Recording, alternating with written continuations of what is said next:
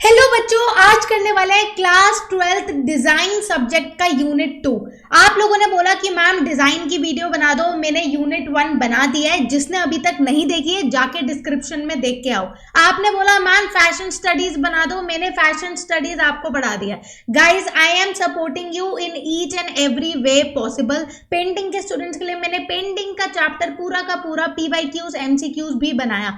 Now what I want from you guys is to share among your friends so that सारे बच्चों के एक तो अच्छे मार्क्स आए, secondly I can fund you with better equipments, क्योंकि अब मैं ये प्लेटफॉर्म बनाना चाहती हूँ एक ऐसा जिसमें ज्यादा से ज्यादा टेक्नोलॉजिकल ड्रिवन जो डिजाइन प्रोसेस है, जो मशीनरीज हैं, वो मैं आपको लाइव दिखा सकूं, क्योंकि आप लोगों को घर पे बैठे बैठे इंडस्ट्रीज में क्या हो रहा है उसके बारे में नहीं पता चलता। So you need to share among your friends, do subscribe it and like it if you really want this platform to become big. Now I wanted to start with unit 2 design code 830 जो आपका code है, इसका हम लोग क्या है, unit 2 का नाम है डिजाइन टूल्स एंड टेक्निक्स। इसमें हम लोग 1 marker question, 3 marker question, previous year question सबके सब फिनिश करने वाले हैं। तो पहला हमारा सेक्शन ए जो है, ये मेरा बेसिकली मैं इसको बोलूंगी मास्टर क्वेश्चन बैंक, क्योंकि इसमें मैंने ऑलमोस्ट आप समझो जितने भी पेपर में आए हैं पूरे आपके बुक का जो मेन टॉपिक्स हैं वो सारे मोस्ट इंपॉर्टेंट क्वेश्चंस इसमें डाले हैं।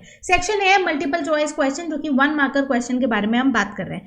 विच of the following tool is primary used for making precise measurements and layout lines on metal surface? कौन सा ऐसा टूल है जो कि प्रिसाइज मेजरमेंट बिल्कुल प्रिसाइज करने में और लेआउट लाइंस मेटल सरफेस? आपने देखा होगा कि जो आपका यूनिट 2 है उसमें बहुत सारे सरफेस के बारे में बात करिए, प्लास्टिक के बारे में बात करिए, टेक्सटाइल्स के बारे में बात करिए, आपके मेटल सरफेसेस के बारे में बात करिए। ये बात कर रहा है एक मेटल सरफेस की कि उस पे आप कैसे मेजरमेंट्स और लाइन बना सकते हो। तो क्या आपका है, पहला है आपके पास ट्राई स्क्वायर से बनाओगे, स्टील रूल से बनाओगे, स्क्राइब करके बनाओगे, या ऑल ऑफ द अबव? तो इसमें आपका क्या आएगा, ऑल ऑफ द अबव। आप ट्राई स्क्वायर भी यूज कर सकते हो, स्टील रूल भी यूज कर सकते हो और स्क्राइब भी यूज कर सकते हो मेटल सरफेस पे कुछ भी मेजरमेंट लेने के लिए। इन technical drawing what does a dash line represent? आपने देखा होगा कोई भी प्रोडक्ट बनाते टाइम या किसी भी तरीके का एक स्ट्रक्चर बनाते टाइम हम लोग क्या करते हैं, डॉटेड लाइन बनाते हैं, जिसको हम बेसिकली डैश लाइन भी बोलते हैं। तो डैश लाइन क्या होती है? A visible outline, a centre line, a hidden as of failure, या फिर अ डायमेंशन लाइन। इसको बोलते हैं a hidden as of feature. Basically कोई एक हिडन चीज है, मतलब देखो जो मेन लाइन होगी वो तो आप प्रॉपर्ली ड्रॉ करोगे ना। अगर मुझे एक मान लो स्टेपलर का स्केच बनाना है, या फिर मैं बोलूँ कोई भी, अगर मुझे इस फोन का स्केच बनाना है, तो बाहर की जो प्रॉपर लाइन है वो तो मैं प्रॉपर्ली बनाऊंगी, पर इनर का मुझे अगर कुछ दिखाना है जो कि आपका हिडन पार्ट है या कोई अंदर का फीचर है, उसको अपनी ड्राइंग में अगर मुझे शो करना है, स्केच में शो करना है, तो उसके लिए मैं क्या करूंगी, वहां पे बच्चों डैश लाइन को बनाऊंगी। क्योंकि डैश लाइन क्या करता है, आपके इनर फीचर्स को बताता है, लोगों को पता चलता है ये अंदर का पार्ट है और ये बाहर का पार्ट है। ठीक है। Which of the drawing shows a 3D view of an object where all 3 axis length with height are drawn at 120 degree to each other? Basically क्या होती है, आपने देखा है कि अगर हमें एक प्रोडक्ट डिजाइन की बात करें, डिजाइन बनाते हुए हमें ड्राइंग बनाना बहुत इंपॉर्टेंट होता है। क्यों होता है ड्राइंग बनाना? क्योंकि हम उस ड्राइंग को ही अपने क्लाइंट को दिखाएंगे कि हमारा आइडिया ये है, मुझे एक स्टेपलर बनाना है तो मुझे इस टाइप का बनाना है। तो वो एक डिजाइन शो करने के लिए पहले मुझे एक पेपर पे स्केच बनाना होगा। तो वो स्केच जो 3D व्यू बन रहा है 120 डिग्री पे, देखो आपके पास बहुत सारी ड्राइंग होती है, पर्सपेक्टिव ड्राइंग होती है, ऑब्लिक ड्राइंग होती है, आइसोमेट्रिक होती है, ऑर्थोग्राफिक होती है, पर जो 120 डिग्री पे बेसिकली टॉप व्यू और साइड का व्यू तीनों चीजें दिखाई दें, उसको क्या बोलते हैं, आइसोमेट्रिक ड्राइंग। मुझे पता है बच्चों, क्योंकि आप लोगों ने पढ़ाई करी नहीं होगी और मेरा एक रिस्पॉन्सिबिलिटी बनती है कि मैं आपको दिखाऊं कि आइसोमेट्रिक ड्राइंग एक्चुअली में होती क्या है।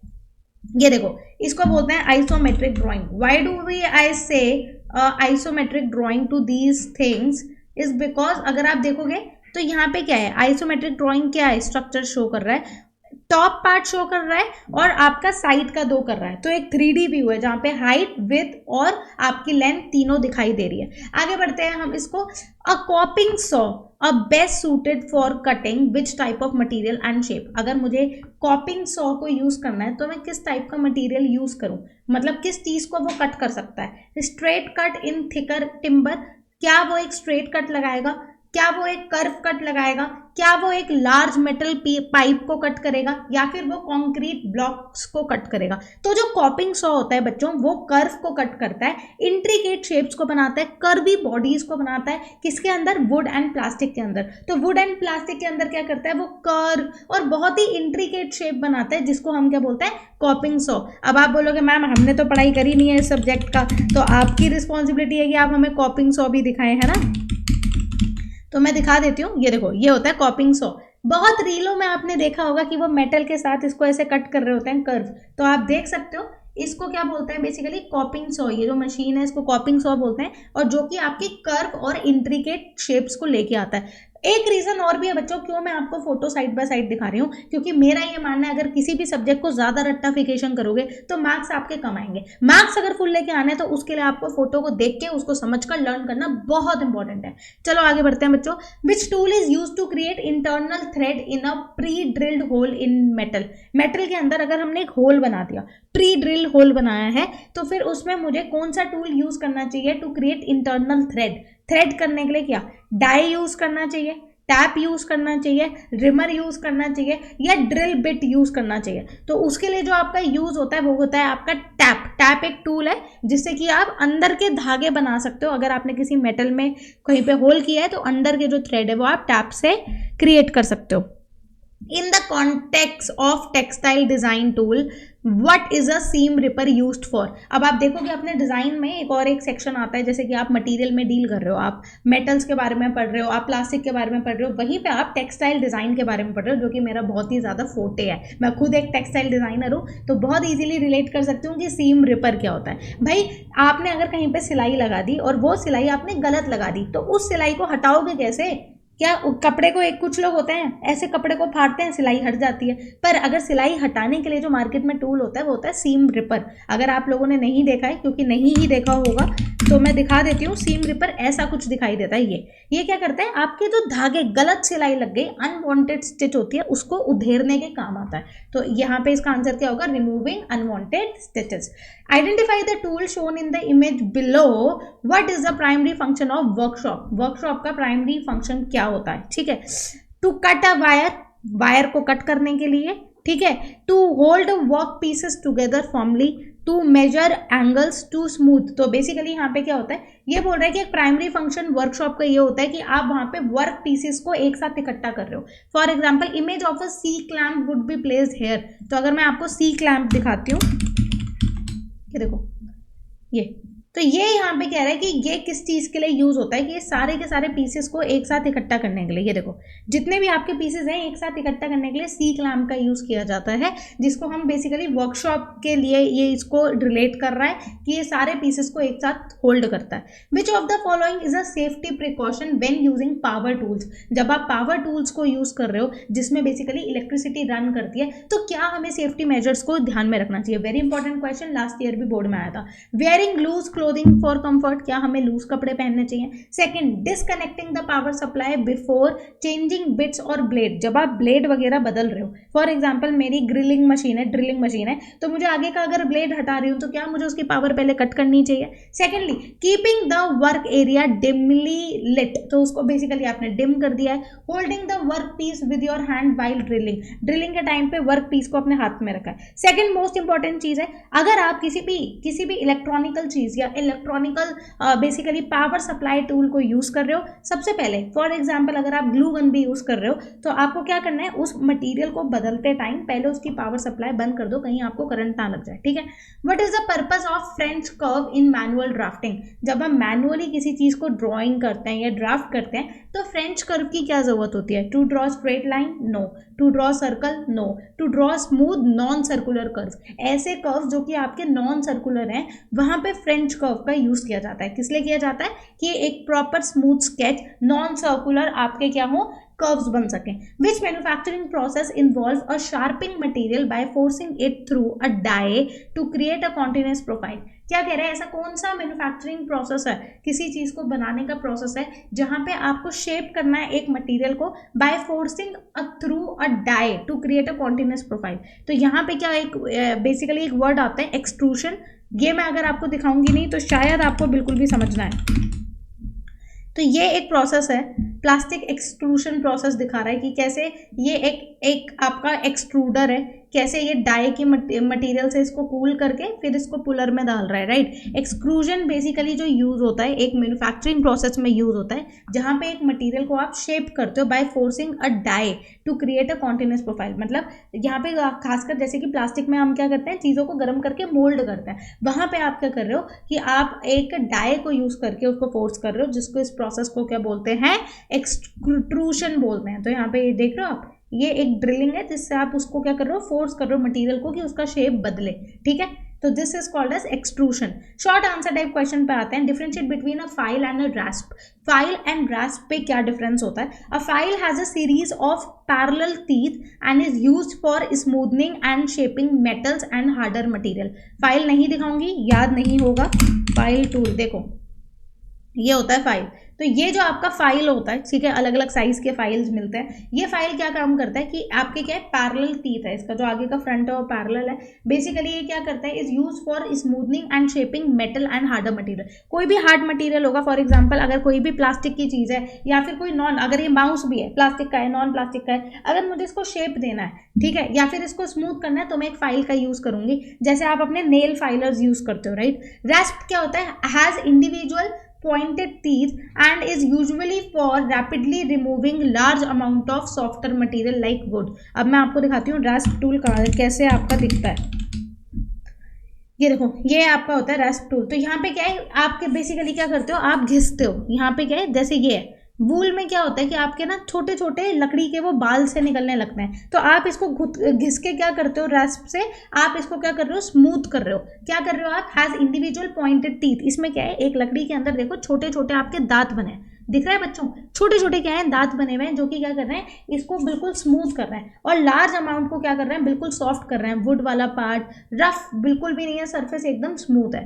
Define orthographic projection, mention its primary use in design. Orthographic projection and isometric design बहुत ही ज्यादा इंपॉर्टेंट होते हैं। ऑर्थोग्राफिक प्रोजेक्शन होता क्या है और इसका प्राइमरी यूज क्या है डिजाइन इंडस्ट्री में। मैंने बहुत सारे, मैं खुद बता रही हूँ, इन दी इंडस्ट्री जब मैंने टूथब्रश डिजाइन किया, मैंने फुटवेयर डिजाइन किया, तो ऑर्थोग्राफिक प्रोजेक्शन बहुत ज़्यादा बनाया। इवन एक शार्पनर जो एक छोटा सा डिजाइन होता है, उसके लिए भी बहुत सारे स्केचेस करे जाते हैं। Orthographic projection is a method of representing a 3D object in 2 dimension using multiple views.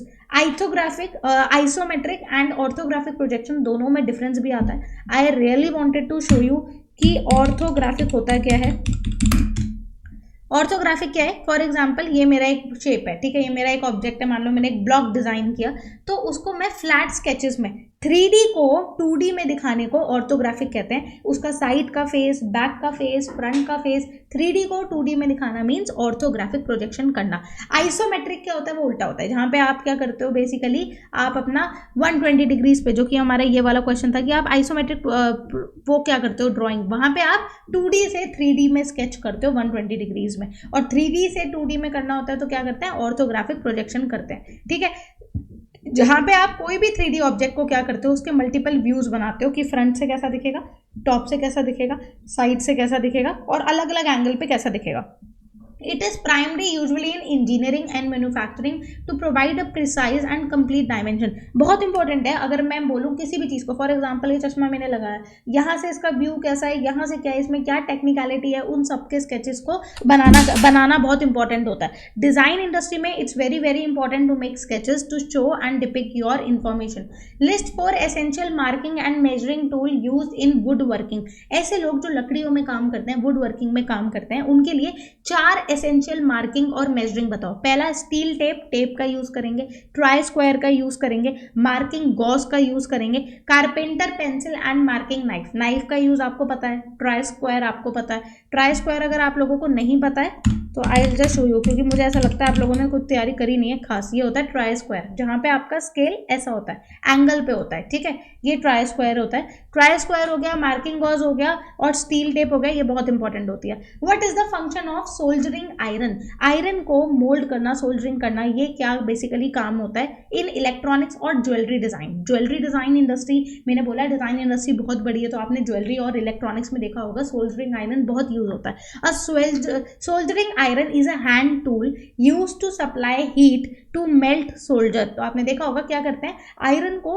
पिघलाते हैं, ठीक है, उसको बेसिकली क्या करते हैं, मेल्ट करते हैं, उस प्रोसेस को क्या बोलते हैं, soldering iron. A metal alloy with a low melting point which then follows into a joint between two work spaces. कहने का मतलब ये है कि आपका जो आयरन को पिघलाना in mechanical and electrical connections, वहां पे सोल्जरिंग का काम किया जाता है। Explain the purpose of scaling in technical drawing. हमें क्यों स्केलिंग ध्यान में रखनी पड़ती है टेक्निकल ड्राइंग में, and why is it necessary. Scaling is the process of drawing any object larger और smaller than its actual size by constant ratio. For example, मैंने बोला कि 1:1 में मैंने एक शार्पनर की ड्राइंग करी। अब मुझे क्या करनी है, अब इसको थोड़ा बड़ा करो, क्लाइंट ने बोला, तो इसका मतलब ये तो नहीं है ना कि मैं लेफ्ट से बड़ा कर दूंगी और राइट से छोटा कर दूंगी, या फिर मैं उसको कोने से बड़ा कर दूंगी। हाँ, उसने तो ये बोला आप इसको बड़ा करो, तो बड़ा जब मैं करूंगी तो मुझे हर साइड से इक्वली बड़ा करना पड़ेगा। उस प्रोसेस को क्या बोलते हैं, स्केलिंग बोलते हैं। स्केलिंग का मतलब, अगर मेरा अभी आर्ट वर्क 1:1 में है, मैं जब उसकी ड्राइंग दोबारा बनाऊंगी और बड़ा करके बोलूंगी मेरे क्लाइंट ने बोला है, तो मैं उसको 2:2 में या 3:3 में बनाऊंगी इक्वल। ये नहीं है कि मैं 1:2 में बना दूंगी, उसकी शेप चेंज नहीं करूंगी। Scaling is the process of drawing any object larger, किसी ऑब्जेक्ट को बड़ा बनाना, छोटा बनाना, उसके एक्चुअल साइज के, जो भी उसका एक्चुअल साइज है उससे बड़ा छोटा, बाय कांस्टेंट रेशो। इतना लिख दिया तो नंबर मिल जाएंगे, ठीक है। It is necessary when an object is too large to fit on a standard drawing sheet. For example, मुझे एक छोटा पेपर दे दिया और उस पर बोल दिया पूरा का पूरा आप अपना हेयर ड्रायर का स्केच बनाओ, आगे से कैसा दिखता है, पीछे से कैसा दिखता है। तो मैं क्या करूंगी, उसको ये थोड़ी है कि मैं बिल्कुल ही टेढ़ा मेढ़ा करके छोटा बना दूंगी, कि वो मैं प्रपोर्शनली छोटा बनाऊंगी। बट जब मैं अपने क्लाइंट को बताऊंगी कि भैया मैंने छोटे पेपर पे बनाया, इतना बनाया, जब ये एक्चुअल बनेगा तो ये 9:9 में बड़ा बनेगा। तो किसी छोटी चीज को बड़ा करके दिखाना है, बड़ी चीज को छोटा करके दिखाना, और वो भी कांस्टेंट, ये नहीं कि कहीं से छोटा बड़ा कर दिया, हर तरफ से बराबरी पे छोटा बड़ा करना, उसको बोलते हैं scaling. Long answer type question पे आते हैं बच्चों। Describe the process of drilling a hole in piece of mild steel, ठीक है। Mention the tool used for safety precautions. क्या क्या टूल्स यूज होते हैं सेफ्टी प्रिकॉशंस में। अगर मुझे एक स्टील के अंदर ड्रिलिंग होल से एक होल करना है, प्रोसेस क्या करूंगी, पहले मार्किंग, कहाँ पे होल करना है वो मार्क करना पड़ेगा। Mark the centre of the hole location using a scribe and centre punch. तो मैं क्या करूंगी, स्क्राइब से या सेंटर पंच से क्या करूंगी, वहां पे मार्किंग लगाऊंगी। याद हो रखो कि अगर मेटल सरफेस पे निशान लगाने के लिए क्या टूल यूज होता है, स्क्राइब एंड सेंटर पंच, ठीक है। This prevent the drill bit from bounding. Bounding यहाँ पे क्या कहती है, कहीं आपने गलत जगह पे छेद ना करती हो, पूरी मेटल की वायर है, कहीं एक स्पेसिफिक एरिया में करना है, उससे पहले आप क्या करो, स्क्राइब या सेंटर पंच से एक निशान लगा दो, मार्किंग कर दो कि आपको कहाँ होल चाहिए। सेकेंड होता है सिक्योरिंग। सिक्योरिंग का मतलब क्या है, secure the metal piece formally in a machine vise और clamp it to a drill press table. क्या कह रहा है ये, कि आपके जितने भी मेटल पीसेस हैं उनको आप एक जगह पे इकट्ठा करके एक टेबल में रख दो। Never hold it by hand. अब ऐसा नहीं है कि आपने सारे पीसेस को हाथ में रखो, क्योंकि इधर उधर गिर सकते हैं, ये भी हो सकता है आपके हाथ में लग जाए। तो आप क्या करोगे, आप सारा सिक्योर करोगे अपना मेटल का pieces in a machine vise और एक क्लैंप में टू एक ड्रिल प्रेस टेबल। जैसे कि आप क्या रखोगे, ड्रिल प्रेस टेबल पे रखोगे। ड्रिलिंग क्या होती है, select the correct size twist drill. अब आपको कितना ट्विस्टिंग चाहिए, कितना बड़ा छेद चाहिए, वो आपका डिपेंड करेगा कि आपको ड्रिलिंग कितना ज़्यादा और कितनी मोटी आप उससे कर रहे हो, ड्रिलिंग वायर से कर रहे हो। Secure it by a drill chuck. Set the drill to an appropriate speed. और कितनी स्पीड पे आप कर रहे हो, ऐसा नहीं है कि आपने इतना ज़्यादा फुल स्पीड में कर दिया कि पूरी दीवार आपने पार कर दी। जितना छेद चाहिए उसकी आपको स्पीड को ध्यान में रखना है, कितना होल आपको चाहिए उसको ध्यान में रखना है। Apply cutting fluid. आप ऑयल डालोगे to lubricate and cool a bit. कभी कभार क्या होती है, जो ड्रिलिंग मशीन होती है बहुत ज़्यादा हीट करती है, तो उसको, और उसमें क्या होता है, क्योंकि हम हार्ड सरफेस पे एकदम छेद कर रहे हैं, तो वहाँ पे क्या होता है, बहुत ज़्यादा हीट जनरेट होती है। इसलिए हमें उसको कूल करने के लिए, उसे लुब्रिकेट करने के लिए उसमें थोड़ा ऑयल डालना होता है। हर मशीन में देख लो आप, सिलाई मशीन में देखो, उसमें भी आपने देखा होगा क्या होता है, हीट जनरेट होती है, तो लोग क्या करते हैं, थोड़ा तेल डालते हैं जिससे कि वो मशीन स्मूथली काम करे। Apply study even pressure when drilling, ठीक है। तो आप धीरे धीरे करो, प्रेशर के साथ मत करो। क्या क्या टूल यूज होते हैं और क्या क्या सेफ्टी मेजर है, बहुत इंपॉर्टेंट क्वेश्चन है ड्रिलिंग के ऊपर। कैसे करी जाती है, कौन से टूल यूज करे जाते हैं और क्या क्या सेफ्टी मेजर है। टूल्स कौन से होते हैं, स्क्राइब यूज होता है, बताया मैंने, मार्किंग करने के लिए। सेंटर पंच, कहाँ पे आपको पंच करना है। हैमर यूज होगा ठोकने के लिए। ड्रिल प्रेस और हैंड ड्रिल। आपके अगर हैंड ड्रिल मशीन है या फिर ड्रिल प्रेस है, अगर आपने नहीं देखी है तो मैं दिखा देती हूँ। This is called as drill press machine.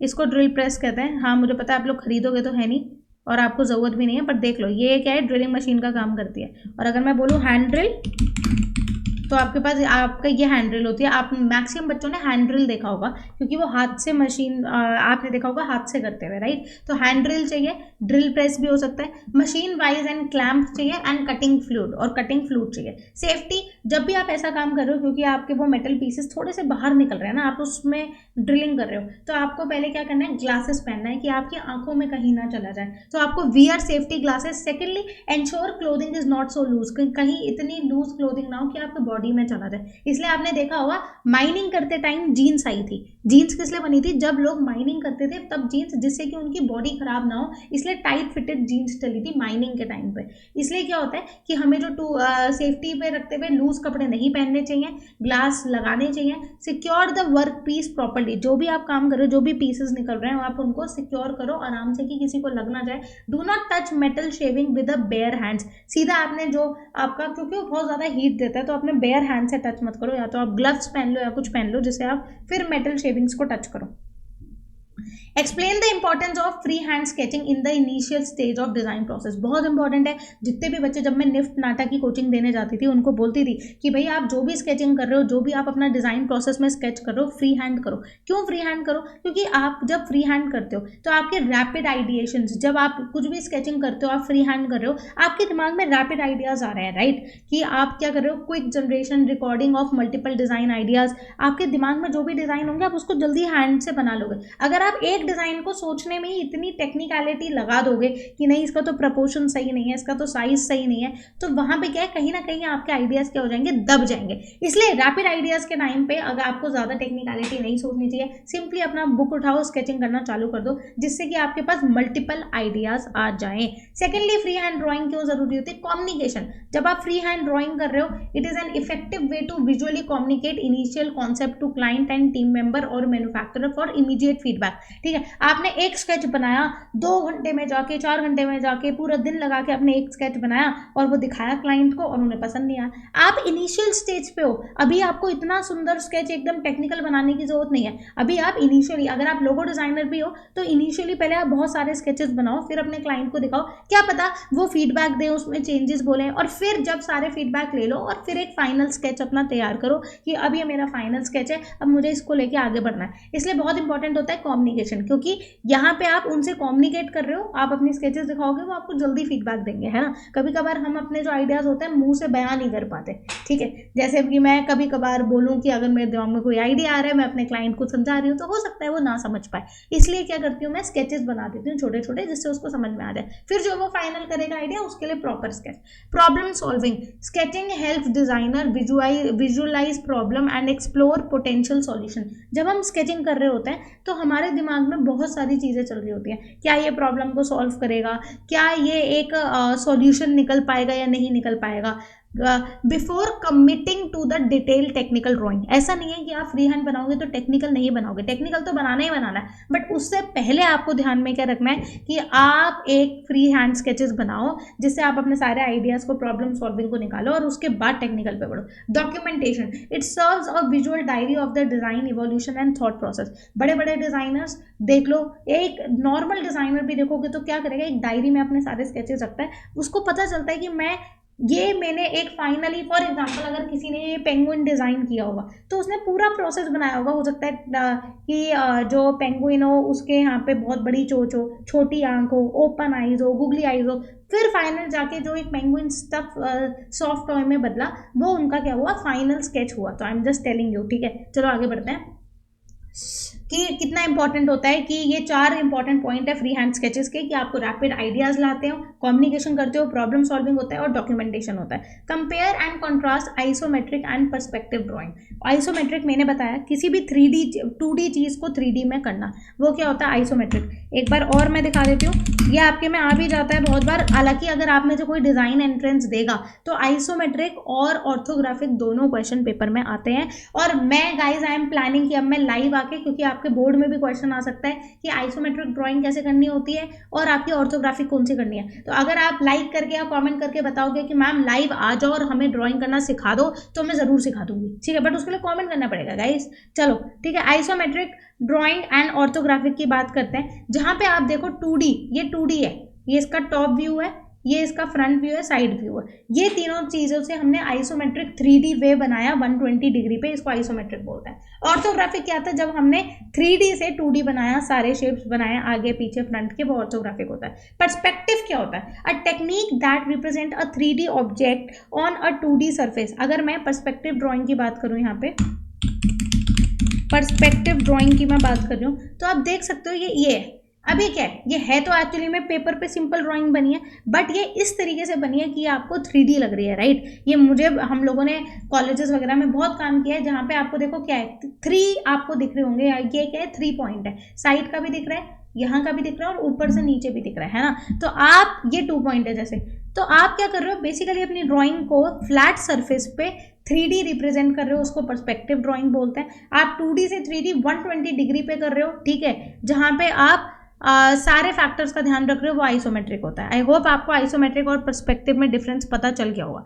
Right short notes on the function of the following tool used in plastic working. अगर आप प्लास्टिक वर्किंग में क्या इंपॉर्टेंट है, जो आपका स्ट्रिप हीटर है वो क्या काम करता है, और इंजेक्शन मोल्डिंग मशीन वो क्या काम करती है। स्ट्रिप हीटर का काम है a tool featuring a heating element, basically एक ऐसा टूल जो कि आपके हीटिंग एलिमेंट को क्या कर रहा है, अलोंग अ स्ट्रेट लाइन, वो आपको a tool which is featuring a heating elements along a straight line. It is used to heat a narrow strip of a thermoplastic sheet. आपकी जो भी शीट है, ठीक है, आपकी जो प्लास्टिक की शीट है उसको क्या कर रहा है, हीट अप कर रहा है एक नैरो स्ट्रिप में, until it become pliable, allowing it to bend precisely along that line to create angle or fold. For example मेरी एक प्लास्टिक की शीट है, पर मुझे क्या करना है, उसको मैं इतना हीट प्रेस कर रही हूँ कि वो किसी भी शेप में मोल्ड हो जाए, है ना। प्लास्टिक में आपको पता है हम लोग क्या करते हैं, कहते हैं plastic can be moulded easily, क्यों, क्योंकि हम उसमें हीटिंग प्रोसेस करते हैं। तो स्ट्रिप हीटर क्या होता है कि वो थ्रू स्ट्राइप, मतलब सीधे सीधे चलेगा,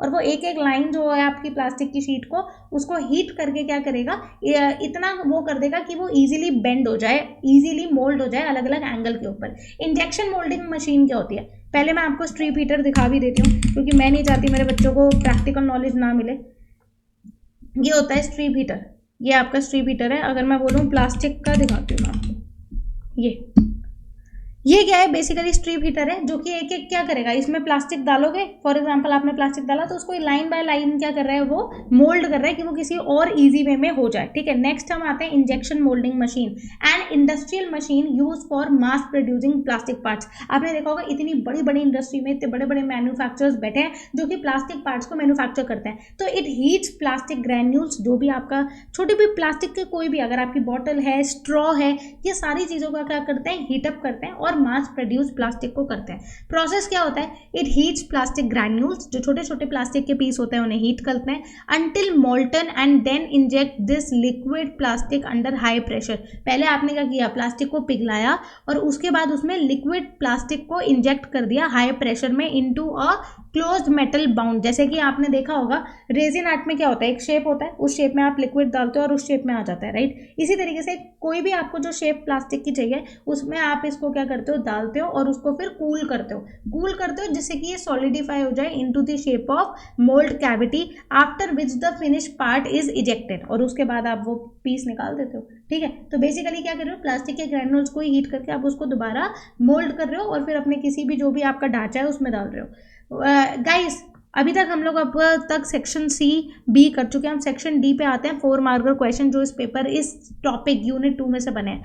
यू आर आज with designing a simple wooden toy car. आपको बोला गया है एक सिंपल लकड़ी की टॉय कार बनाओ। A prototype needs to be build. क्या बनाना है, एक प्रोटोटाइप मतलब एक ही पीस बनाओ, पहले आप दिखाओ कैसा आप बना रहे हो। Create a list of the key hand power tools. क्या क्या टूल्स आपको लगेंगे, you would require for marking, cutting, shaping, assembling the wooden components. Justify your choice for one tool from each category. Basically आपसे सीधा बोल रहा है आपको लकड़ी का अगर कुछ बनाना है, देखो कभी क्वेश्चन ऐसा आ जाए कि लकड़ी का आपको कॉम बनाना है तो दिमाग ज़्यादा नहीं, लकड़ी की कार बनानी है, कॉम बनानी है, कुछ भी बनाना है, सामान तो वही लगेगा ना, क्योंकि आप डील तो लकड़ी के साथ कर रहे हो, तो लकड़ी के साथ जो सामान लगेगा उन्हीं सामान को आपको लिखना है। मार्किंग के लिए पेंसिल चाहिए, स्टील रूल चाहिए, ट्राई स्क्वायर चाहिए, मार्किंग गॉस चाहिए।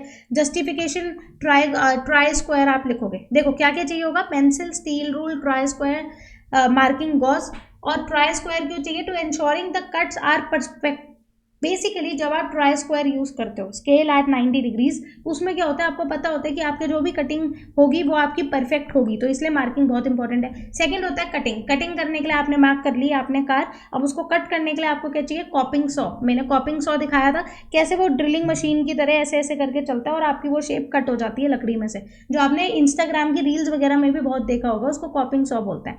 उसकी जगह पे अगर कॉपिंग सॉ नहीं है तो आप टेनन सॉ भी यूज कर सकते हो, बैंड सॉ भी यूज कर सकते हो, ठीक है। A power tool that allows precise cutting of the wooden pieces, जो वुडन पीसेस को कट करे। शेपिंग एंड स्मूथिंग, अब आपने कट कर लिया, अब आप लकड़ी के जब कट करते हो तो आपने देखा होगा छोटे छोटे क्या होते हैं, वो बहुत ज़्यादा रफ होता है, उसको स्मूथ करने के लिए आपको क्या चाहिए, फाइल या फिर रैस्प चाहिए। फाइल रैस्प से आप घिसोगे, जब आप उसे घिसोगे तो क्या होगा, वो स्मूथ हो जाएगा। लास्ट होगा असेंबलिंग। असेंबलिंग में क्या चाहिए, आपको हैमर वगैरह चाहिए, ग्लू वगैरह चाहिए, ठीक है। आपको ड्रिलिंग मशीन चाहिए, उसके जो अंदर के वुडन पीसेस वगैरह आपको विंडोज वगैरह कार की कट करनी है। Crucial for holding glue pieces together, तो जितने भी आपके पीसेस हैं उनको ज्वाइन करने के लिए आपको PVA वुडन ग्लू चाहिए, लकड़ी की ग्लू चाहिए, क्लैंप्स चाहिए, ड्रिलिंग चाहिए, ठीक है, जिससे कि परफेक्ट शेप आपकी कार की बन सके। Next, interpret the following orthographic projection, sketch a free hand isometric view of the object based on 3 views. Basically वो क्या करेंगे, मैं आपको बताती हूँ क्वेश्चन कैसा आता है। आपको हो सकता है 3 व्यू दे दे, ठीक है, आपको एक टॉप व्यू दे दें और साइड के 2 व्यू दे दें, और आपको बोले कि ऑर्थोग्राफिक प्रोजेक्शन बनाओ या फिर आइसोमेट्रिक प्रोजेक्शन बनाओ। तो ऑर्थोग्राफिक प्रोजेक्शन के लिए आपको पता होना चाहिए कि आपको 3 व्यू दिए, ऑर्थोग्राफिक दिया, और उससे आपको आइसोमेट्रिक बनाना है। तो आपको क्या करना पड़ेगा, लाइन डालनी पड़ेगी 120 डिग्री पे दोनों तरफ से, और प्रॉपर स्केच बनाना पड़ेगा। गाइज अगेन मैं बोल रही हूँ, अगर आपको नहीं आता है ऑर्थोग्राफिक की ड्राइंग और आइसोमेट्रिक की कैसे करनी है, तो मैं लाइव आके प्रॉपरली आपको सिखा सकती हूँ हाथ से कि कैसे बनाते हैं, बट उसके लिए आपको कॉमेंट करना पड़ेगा, ठीक है। A design student is working in the workshop and needs to cut 20 mm diameter steel rod. एक डिजाइन स्टूडेंट है, ठीक है, और उसको क्या करनी है, 20 mm की एक डायमीटर की स्टील रॉड चाहिए। They pick a wooden saw to do this job. As a supervisor, what would you do? उसने, आपने देखा कि उसने एक स्टील रॉड को कट करने के लिए क्या ले लिया, वुडन सॉ ले लिया, लकड़ी को काटने वाली मशीन से स्टील रॉड को कट कर रहा है। तो आप अगर वहां पे सुपरवाइजर हो, एक असिस्टेंट हो डिजाइन उसमें, तो आप क्या सजेस्ट करोगे उन्हें, explain why their tool choice is incorrect, और ऐसा क्योंकि उनका जो टूल चॉइस है बहुत ही बेकार है, और क्या इसके रीजन है और सेफ्टी प्रिकॉशंस क्या है। पहला, स्टॉप द स्टूडेंट इमीडिएटली, क्योंकि वो स्टील को कट कर रहे हैं और किससे कर रहे हैं, वुडन सॉ से कर रहे हैं, मतलब वुड को काटने वाली चीज से कर रहे हैं, तो स्टूडेंट को वहीं रोकोगे। एक्सप्लेन क्यों, a wood saw has teeth design to cut through relatively soft wooden fiber, जो लकड़ी होती है उसको काटने के लिए, सॉफ्ट वुडन फाइबर को काटने के लिए उसके जो दांत होते हैं वो क्या होते हैं, थोड़े से सॉफ्ट होते हैं।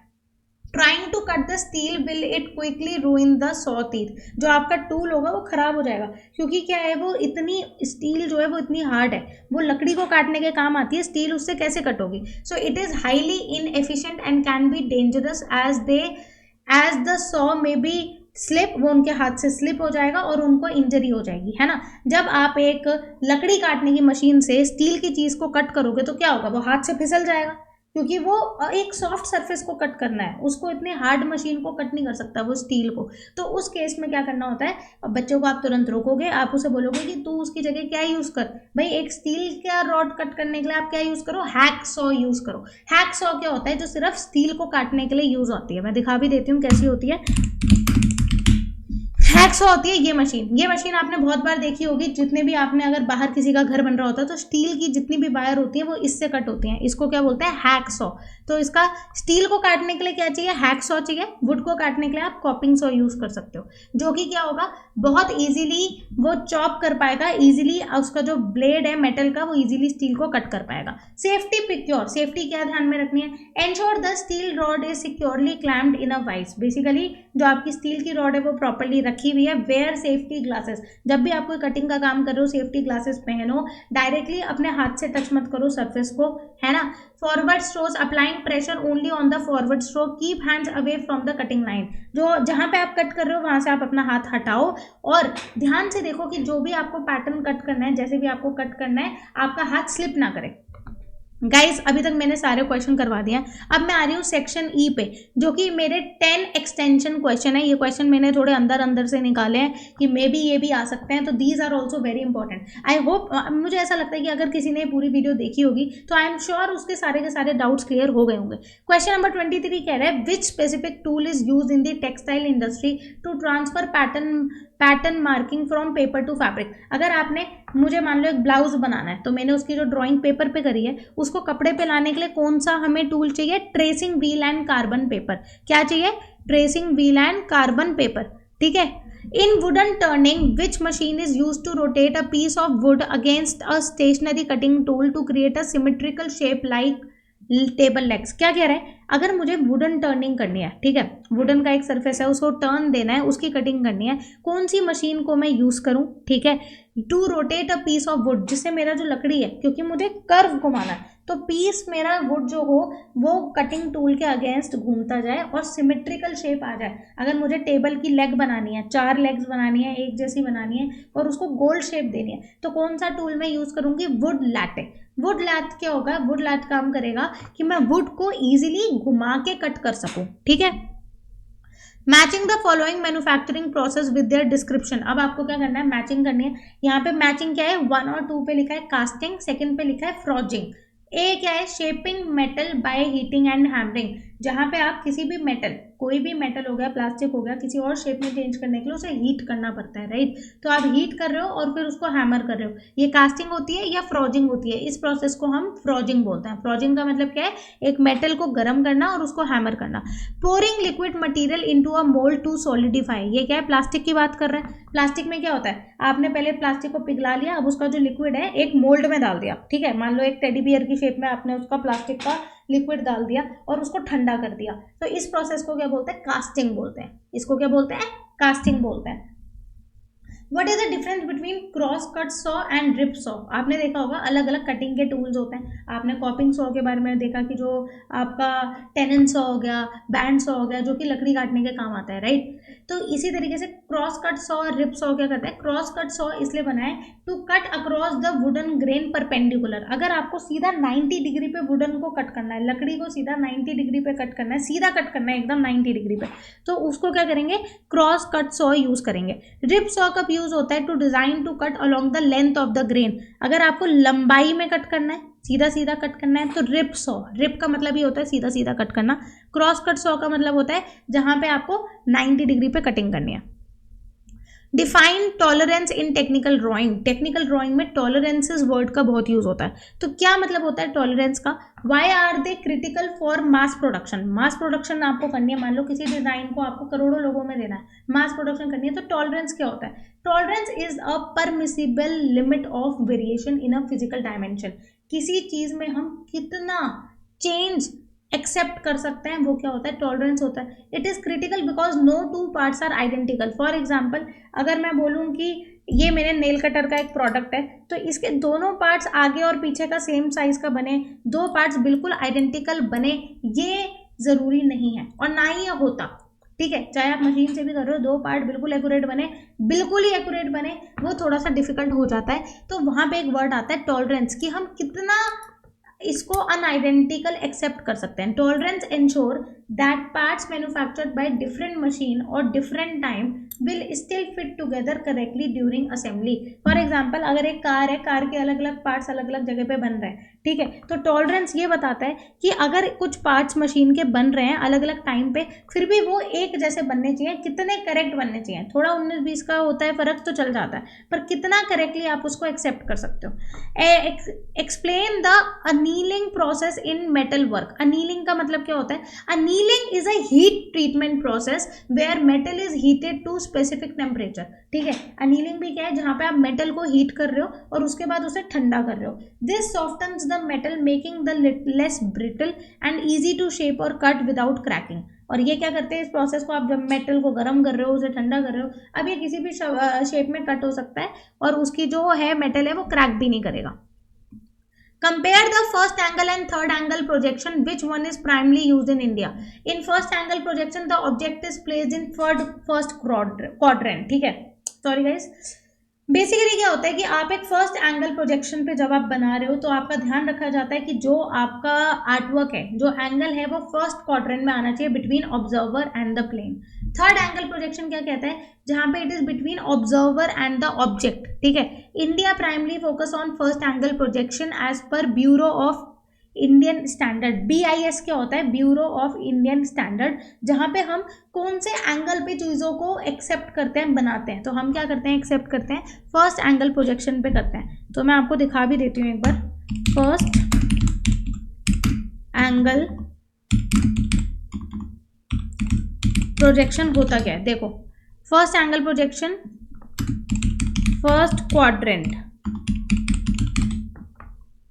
अलग अलग हमारे पास क्या होता है, क्वाड्रेंट होते हैं ये, कि क्या फर्स्ट क्वाड्रेंट क्या है, थर्ड क्वाड्रेंट क्या है, ये आपको ये बताता है। अगर मैं इस ऑब्जेक्ट को अगर ध्यान से देखूं तो ये आपको ये बताएगा कि अलग अलग क्वाड्रेंट पे किसी ऑब्जेक्ट को हम कैसे परसीव करते हैं, ऊपर से करते हैं, नीचे से करते हैं, कैसे हम उसको परसीव करते हैं, वो आपका क्या होता है। देखो ये इमेज क्या बता रही है कि फर्स्ट क्वाड्रेंट में हम इसका साइड का व्यू और नीचे का व्यू कंसिडर कर रहे हैं, थर्ड क्वाड्रेंट में हम इसका ऊपर और साइड का व्यू कंसिडर कर रहे हैं। तो हमारा जो इंडिया में चलता है वो क्या होता है, फर्स्ट एंगल होता है, जहां पे हम ऑब्जर्वर और प्लेन सिर्फ दो चीज़ों पे काम करते हैं। ठीक है,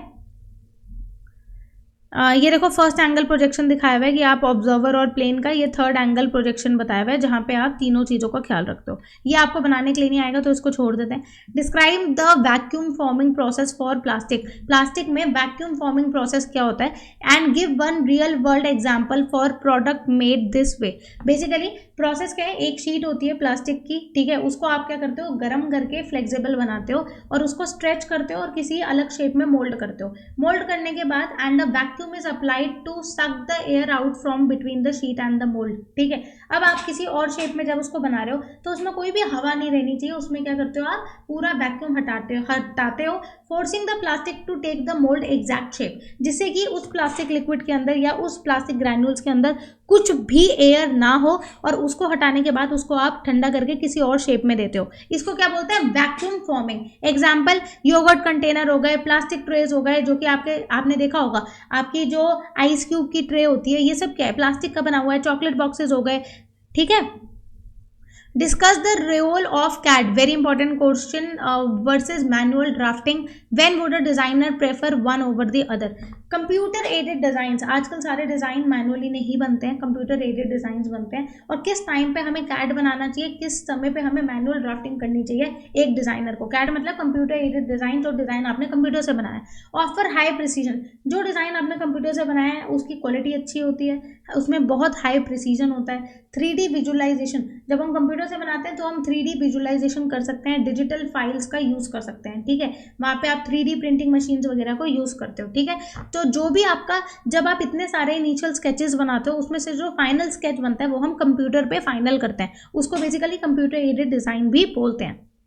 और वो इजीली एडिट भी हो सकता है। अगर मैंने मैनुअली एक स्केच बनाया, उसको बहुत कलर किया है, अब वो बोलेंगे कलर चेंज कर दो, तो क्या करना पड़ेगा, दोबारा वो स्केच बना के कलर चेंज करना पड़ेगा, राइट। तो जो आपका मैनुअल ड्राफ्टिंग होता है उसमें बहुत टाइम टेकिंग होता है और चेंजेस करने में बहुत टाइम लगता है। पर कंप्यूटर एडेड डिजाइन में अगर मैंने एक नेकलेस बनाया रेड कलर का और किसी ने बोला ब्लू कर दो, तो कितनी ईजिली मैं उसका कलर चेंज कर सकती हूँ अपने डिफरेंट सॉफ्टवेयर से। तो मैनुअल ड्राफ्टिंग क्या होता है, helps in developing a better feel for geometry, जहाँ पे आपका बेसिकली आप मैनुअल ड्राफ्टिंग करते हो इनिशियल कॉन्सेप्ट के लिए। ठीक है, जहाँ पे आपको कोई एक्सपेंसिव सॉफ्टवेयर नहीं लगता है, और एक्सीलेंट होता है रनिंग फंडामेंटल। ठीक है, तो क्विक स्केचिंग करनी है, किसी ने कुछ बोला कि जल्दी से 10 स्केचेस बनाओ, कुछ कॉन्सेप्ट बनाना है, तो आपके लिए मैनुअल ड्राफ्टिंग बहुत अच्छा है। पर फाइनल स्केच हम क्या करते हैं, कंप्यूटर एडेड डिजाइन बनाते हैं, जो कि इजीली एडिट हो पाए, 3D विजुअलाइज हो पाए। केस स्टडी का क्वेश्चन आया है, I think this is a last question, इसको जल्दी से करते हैं। You are designing a metal wall clock, metal की आपने वॉल क्लॉक देखी होगी जो दीवार पे लगाते हैं, विद इंट्रिकेट फ्लोरल कटआउट्स, उसमें बहुत छोटे छोटे फूल के कटआउट लगे हुए हैं। Comparing using a jeweller saw, तो अब आप उसको कंपेयर करो लेजर कटिंग से और ज्वेलर सॉ से फॉर दिस प्रोजेक्ट। तो आप क्या यूज करोगे, ज्वेलर सॉ यूज करोगे कटिंग के लिए या लेजर कटिंग करोगे। Jeweller saw good for single and unique handcrafted piece. Jeweller saw क्या होता है, एक पीस को कट करने के लिए, एक पीस को हैंडक्राफ्ट करने के लिए ज्वेलर सॉ का यूज होता है। It allows high artistic control but is extremely time consuming and prone to human error. Jeweller saw क्या है, बेसिकली आप हाथ से कटिंग कर रहे हो, है ना, आपको एक मेटल के पीसेस चाहिए, आप उस नेकलेस को डिज़ाइन करने के लिए आप हाथ से काम कर रहे हो। जब आप हाथ से काम कर रहे हो और आपको बहुत सारे पीसेस बनाने हैं तो ऑफकोर्स वो आइडेंटिकल नहीं होंगे, तो प्रॉब्लम आएगी। बट वो एक सिंगल पीस को बनाने के लिए, हैंड क्राफ्ट करने के लिए और बेसिकली हाथ से काम करने के लिए बहुत अच्छा टूल होता है jeweller saw, but it's a very time consuming. Laser cutting क्या करता है, एक साथ बहुत सारे पीसेस को कट कर देता है। जब मास प्रोडक्शन आती है, करोड़ों लोगों के लिए काम करना है, करोड़ों लोगों के लिए एक ही डिज़ाइन बनाना है, कटिंग करनी है, उस टाइम पे हम लेज़र कटिंग का यूज़ करते हैं। ज्वेलरी में लेज़र कटिंग का यूज़ करते हैं, ठीक है। तो जितने भी फ्लोरल पीसेस हैं वो लेज़र कटिंग से ईजिली बन जाएंगे और आइडेंटिकल बनेंगे, एक जैसे बनेंगे, ठीक है। तो आइडियल फॉर बैच प्रोडक्शन और परफेक्ट एक्यूरेसी मिलेगी। Goal, if the goal is commercial product, ठीक है, अगर मुझे कमर्शियल प्रोडक्ट बनाना है, ठीक है, तो अगर मुझे सबके लिए बनाना है, ठीक है, तो मैं क्या करूंगी, लेजर कटिंग का यूज करूंगी। सिर्फ अपने लिए एक ज्वेलरी बनानी है हैंडमेड, तो मैं ज्वेलर सॉ का यूज करूंगी। I hope you love this video guys. I have covered everything from unit 2 and I wanted to make unit 3 also for you, but you need to comment down कि आपको ढंग से समझ आया या नहीं आया, मजा आया पढ़ने के बाद, नहीं आया, आप आपसे प्रीवियस ईयर के क्वेश्चन बन पा रहे हैं या नहीं बन पा रहे हैं, मुझे बताओ। नहीं बन पा रहे होंगे तो मैं लाइव में आके और क्वेश्चन भी करवाऊंगी, और अगर आपको पीडीएफ चाहिए उसके लिए भी मुझे बताओ। Okay guys, all the very best. आपका एग्जाम आने वाला है, प्लीज अपनी तैयारी शुरू कर दो, और इस बार भी फैशन स्टडीज स्टूडेंट्स की तरह आप भी अपने फुल मार्क्स लेके आओ डिजाइन सब्जेक्ट में। Bye bye.